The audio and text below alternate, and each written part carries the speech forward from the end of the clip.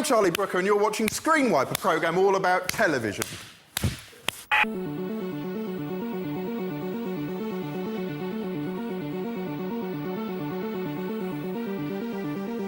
Sometimes in the middle of the night I worry that maybe, just maybe, all this TV isn't actually very good for me, or for like the world in general and shit, yeah?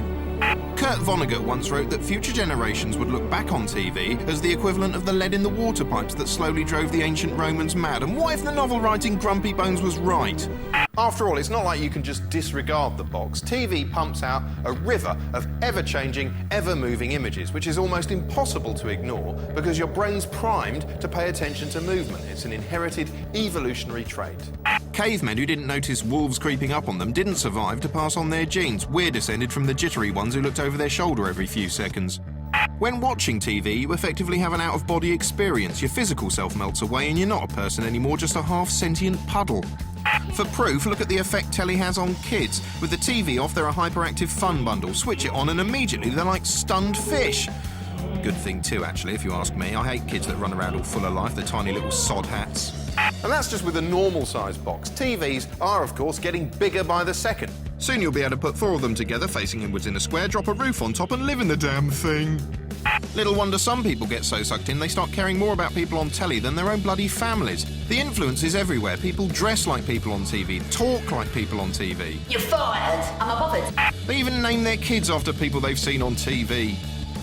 It's a sobering thought, but in a million tiny ways, TV has probably influenced you as much as your own parents. That's a lot of power, which is why it's subject to so many checks and guidelines.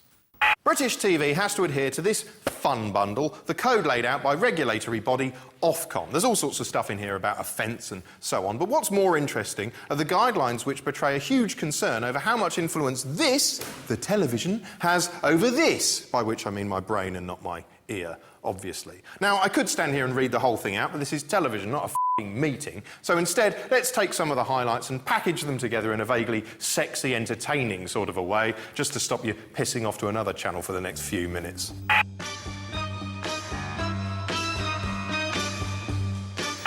Material that might seriously impair the physical, mental or moral development of people under 18 must not be broadcast. There are several rules like this addressing the worry that kids might be upset by or copy what they've seen on TV, which is why you'll never see anything this irresponsible on CBeebies.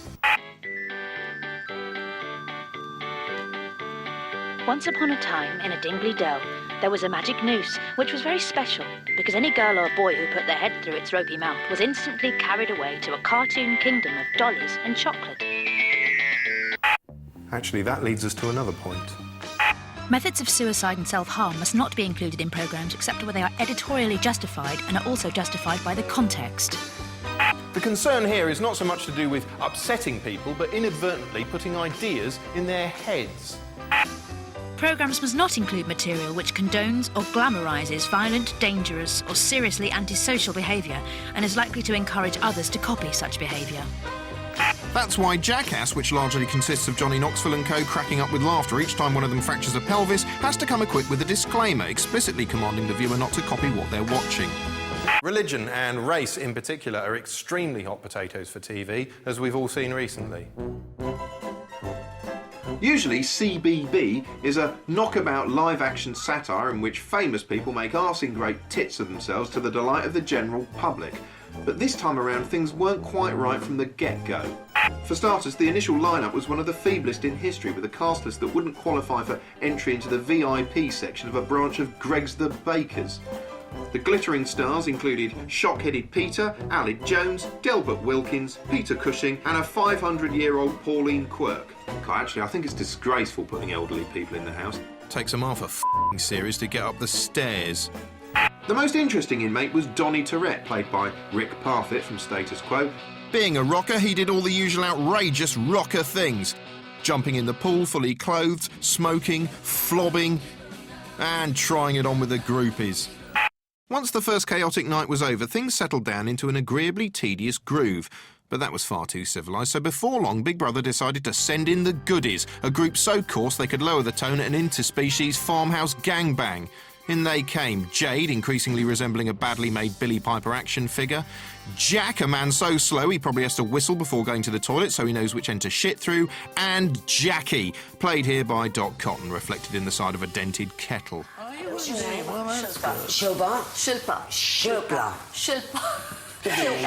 I'll just call her what you like, I'm sure no one will notice.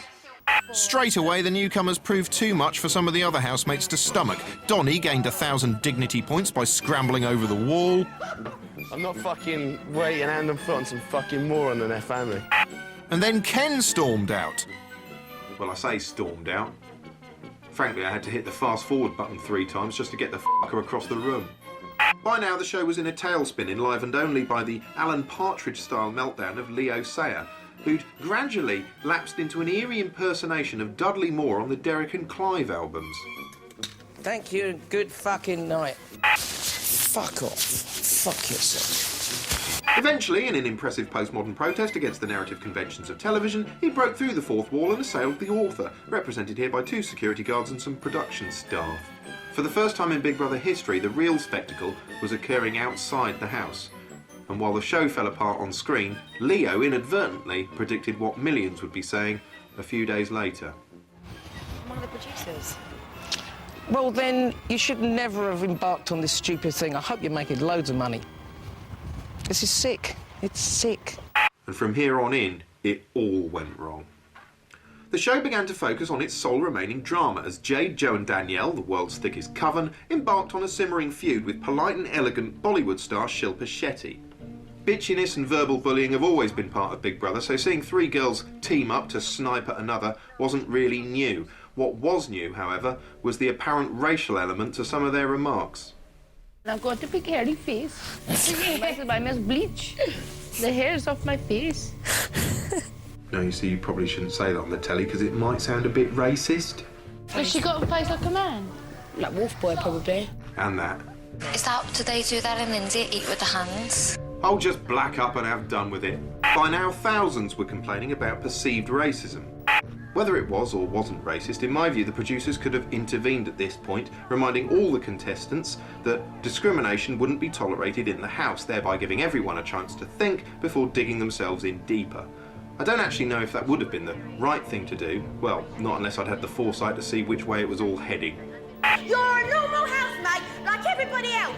By now, millions were tuning in to see all this racism they'd heard about, and in that context, the argument looked more like a lynching than what I suspect it really was, a grim one-sided slanging match over a stock cube. Shut yourself up. You know what?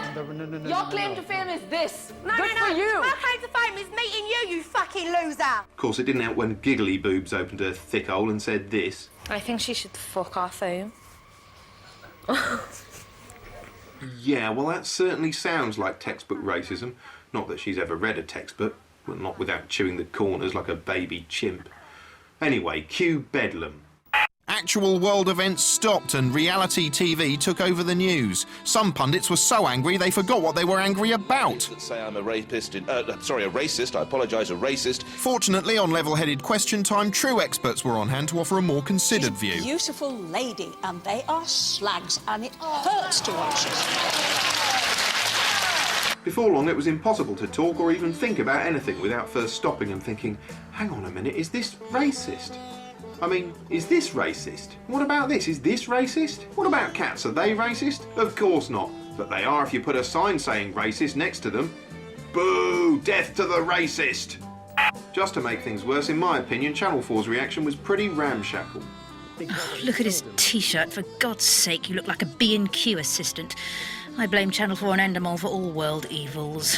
Incidentally, this programme is made by a company part owned by Endemol, which is why you'll see a familiar logo popping up on screen at the end of the programme. But we might hold a phone vote to have it replaced with a slightly less contentious image. Something like this. Anyway, back to the race war, and by now the media had identified the main culprit, i.e. the one who'd actually made the least racially iffy statements, but was definitely the loudest and the most well-known. Even badly drawn robots were angry at her. As Fiona Phillips found out on the techno-friendly GMTV. Jade Goody is an absolute disgrace to Britain. Jade was soon begging for forgiveness that never came for being something she said she wasn't but had to apologise for anyway. I think she hates people and I hate her for that. I am so sorry, and I am so sorry. Go on, cry yourself tolerant. Eventually, of course, Shilpa deservedly reigned supreme and all-out war was averted. There was supposed to be twice as many fireworks, but they were all extinguished by the execs breathing a huge communal sigh of relief when it was announced that she'd won. Anyway, that was Celebrity Big Brother 2007, and now I'm going to dance to some reggae to prove that I'm not racist. Oh, bloody Kingston, bloody town, ooh, bloody yeah. When broadcasting material featuring demonstrations of hypnotic techniques, The hypnotist must not broadcast his or her full verbal routine straight to camera, presumably in case they accidentally convince the entire nation it's a chicken or something and everybody in the country stands up as one and pecks their way through to the Earth's core. Could happen. the use of illegal drugs, the abuse of drugs, smoking and the misuse of alcohol must not be condoned, encouraged or glamorised in programmes likely to be seen by under-18s. For instance, smoking scenes from the laugh-a-minute cartoon Tom and Jerry have been voluntarily excised from repeat showings. In the bad old days when everyone died at the age of 25, people used to just light up on screen like they were French. Look, here's Richard O'Sullivan puffing his way through an interview on bland 1980s morning show Breakfast Time. Today it'd be more acceptable if he was just sitting there wanking. Demonstrations of exorcism, the occult, the paranormal, divination or practices related to any of these that purport to be real, as opposed to entertainment, must be treated with due objectivity. Even though the paranormal is bullshit. Case in point, Psychic Private Eyes, an incredibly tasteless paranormal investigation show in which 3 of Britain's most respected mediums have joined forces to reveal how their incredible gifts can be used to provide evidence where often the only witnesses are the dead. Colin Fry, Tony Stockwell and TJ Hicks will take on closed cases, help families find answers, unravel mysteries and illuminate the unexplained. And they'll also stand around looking like a trio of gormless little chef workers on a day trip to Pissville. This is Tony, played here by Daffyd from Little Britain, and here's Colin, who perpetually resembles a rat trying to work out whether someone's just farted. Actually, there's no denying Rodent Face there is one of the biggest mediums in the country. I mean, come on, they don't just let anyone on Ready Steady Cook, you know, it's the nation's premier lowbrow cookery contest. Is food important to the spiritual world then, Colin? I think when people first pass over because they've had a lifetime of sort of experiencing food, you know, and just like anything.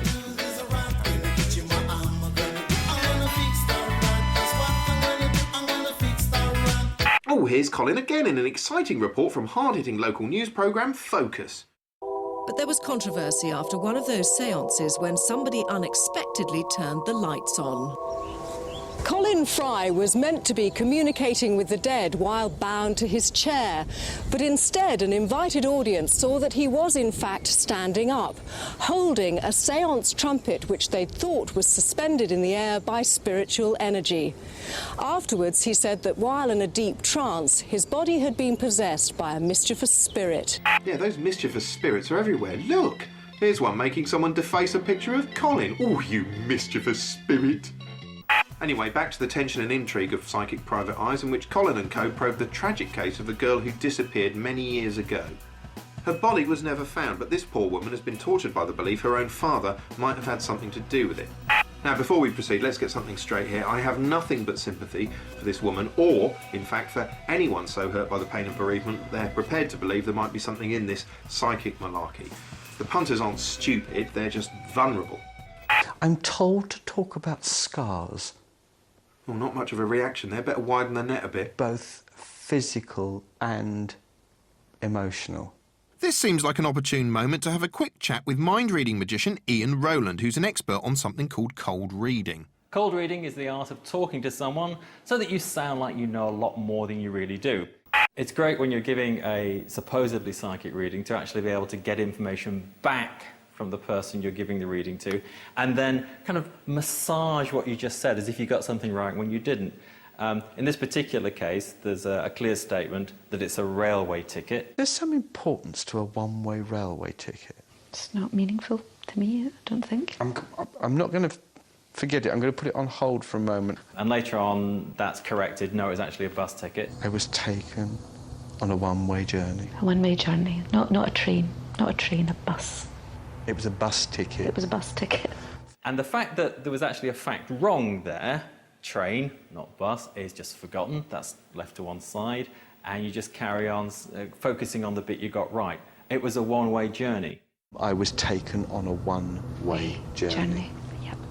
Well, we know she didn't come back, so I don't think that's particularly profound or impressive. Very good technique, though. Thank you so much for being so brave.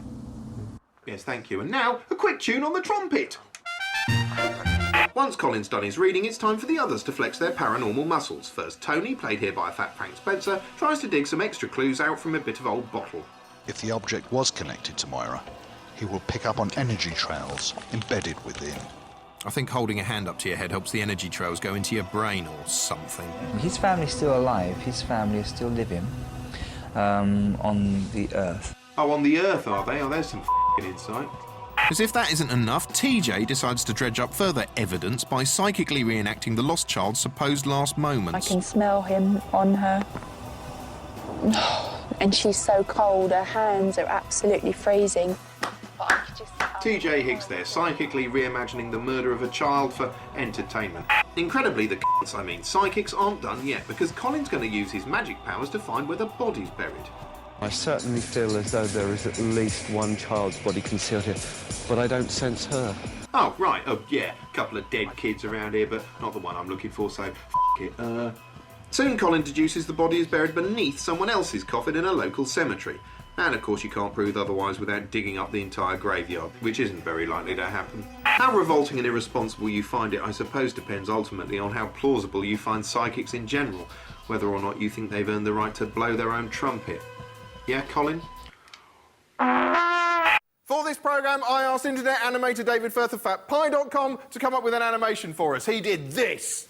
TV is shit. Unless you have a text dramatizer, a wicked new device that downloads textures from the shows you're watching and pumps them directly to your fingertips for the maximum TV experience. It feels like there's soil on my fingertips. It's actually just code. How are they doing? No complaints yet. You have one new complaint.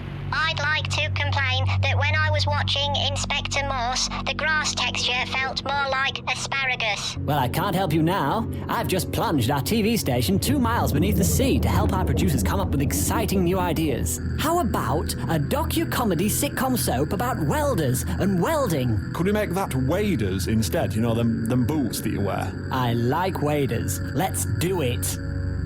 Back at the pond, Terry's run into a little bit of trouble with a local wasp. Bloody hell, there's wasp in waders. That is so funny. Then why don't you fucking laugh? If it's that fucking funny, then start laughing.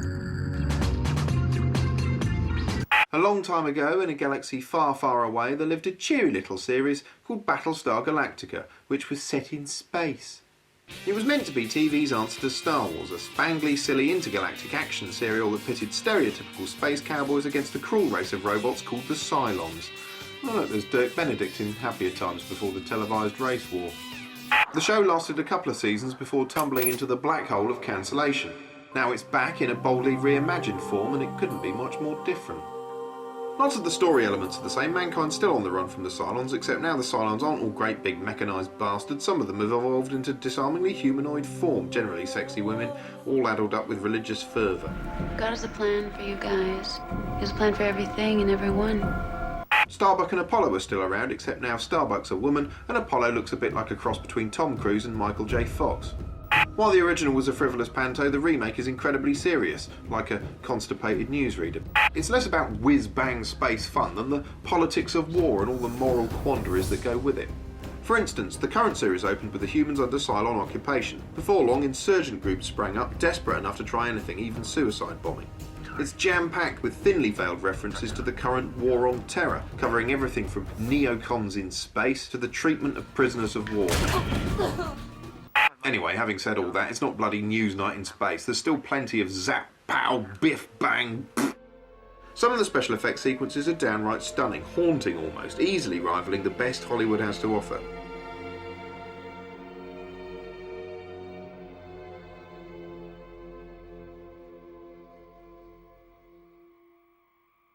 The cast, as is de rigueur for most American shows, is almost uniformly gorgeous, which often makes people like me quite angry and bitter. There are loads of great characters, my particular favourites being Admiral Ardama, who always looks like he slept face down on a box of pineapples, and Colonel Ty, who's a sort of intergalactic Larry David. But my favourite character of all has to be the flip-flopping goody-baddie Gaius Baltar, who's just like Withnail in the year 3000. You know that fantastic scene in Withnail and I where Richard E. Grant pathetically tries to wriggle out of a beating in a pub? What's your name, not fuck? I have a heart condition. I have a heart condition.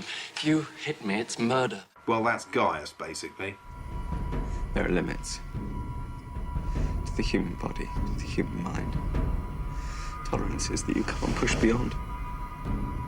He's continually accompanied by number 6, a beautiful Cylon lady who only he can see and who may or may not be a figment of his imagination. Oh, I was just saying that Dr. Amarak had requested to speak with the president. Dr. Amarak, I see. You know, have you always been able to multitask like this? Yes, yes. I used to work with him at the Ministry of Defense. It says here that he's uncovered important information regarding how the Cylons were able to defeat colonial defenses. I was always a little worried he was on to us. Were you? Going to speak to him? Perhaps I should speak to him if you're busy. Actually, as an ex-smoker, these bits always remind me of what happens in my head when someone lights up in front of me.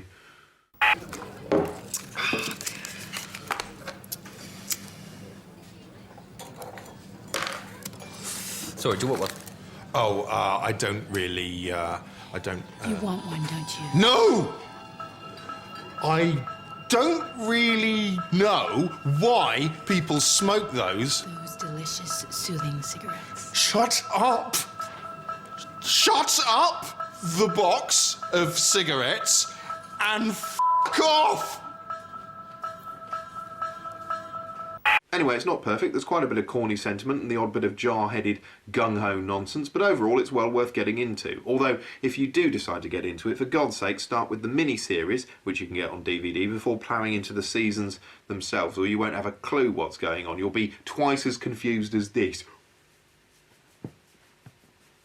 Now here's US stand-up Doug Stanhope with his view on television. On television. I like dumb television. I watch TV to go to sleep because I got a head that just won't shut the fuck up. It's just constantly going. So, yeah, I'll put on television at night just to shut my own head up. You get a nice voiceover from the History Channel or Discovery. It has that monotone, and that calms my head, dude. As Hitler's blitzkrieg raged across Germany, we have footage of bulldozers. And you go, I can sleep. You guys started all that reality show dog shit. The Pop Idol, and that all came from Survivor and Big Brother. It all came from Europe. And we have American Idol. It's like they used you guys as guinea pigs for a lot of these reality shows. They came from here. Like, even American Idol sucked. You wouldn't listen to those songs if they came on by the original artist in your car. You couldn't kick the knob off your radio fast enough. As long as they make it into a competition, people watch it so they can get a vicarious win without taking a chance. You wouldn't watch opera, but if they made Battle of the Operas, you'd pick an opera and you'd hope that other faggy opera lost. Fuck your opera. Your opera sucks. Give me the phone, honey. I'm gonna call that 900 number. Get my opera in the back of there. People don't do anything for themselves anymore. You just much rather watch someone else do shit.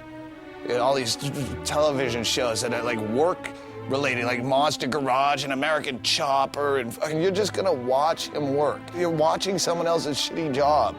They used to have freak shows where if you were born with 10 heads or you had like webbed legs, they'd put you in a circus and they'd put you on a hay bale and people could look at you through a knothole for a quarter. But at some point they decided that was wrong. So instead, if you're a freak of nature, you go on all the daytime talk shows and the Oprahs and the Maury Povich or whatever. They put some harpsichord music behind you and then it's an inspirational story. What does that inspire me to do? This is sad. It's depressing. It just makes me afraid to leave the house.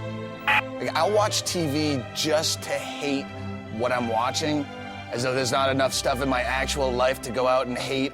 Like, this show is a show about television, complaining about television, so you can sit there watching television going, yeah, he's right, I hate television. It's a good show. Ridiculous. Nobody does anything anymore. Fucking failing species. It might seem like anything goes on modern TV, but most of the time the guidelines aren't really tested at all. Oh, look at the pretty hippopotamus. Anyway, next on BBC One, doily time. Ooh, that's a lovely doily. That's also a lovely doily. Yes, the vast majority of what's broadcast is so soporifically entrancing it takes something really shocking to make you sit up and take notice.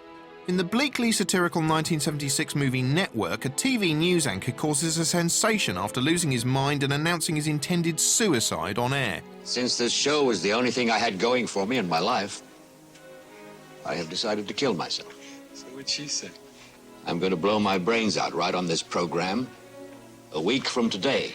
But instead of blowing his brains out, he becomes the nation's biggest celebrity, a furious, ranting lunatic who cuts through all the bullshit and puts his finger on the suppressed rage and dissatisfaction of his audience. I don't know what to do about the depression and the inflation and the Russians and the crime in the street. All I know is that first, you've got to get mad. You've got to say, I'm a human being. God damn it. My life has value. I want all of you to get up out of your chairs. I want you to get up right now and go to the window, open it, and stick your head out and yell, I'm as mad as hell, and I'm not going to take this anymore! I'm mad as hell! I'm not going to take it anymore! And the effect on that audience is devastating, at least in the short term. Naturally, the execs, cheered by the ratings, quickly package him up as TV's Mr. Dangerous. How do you feel?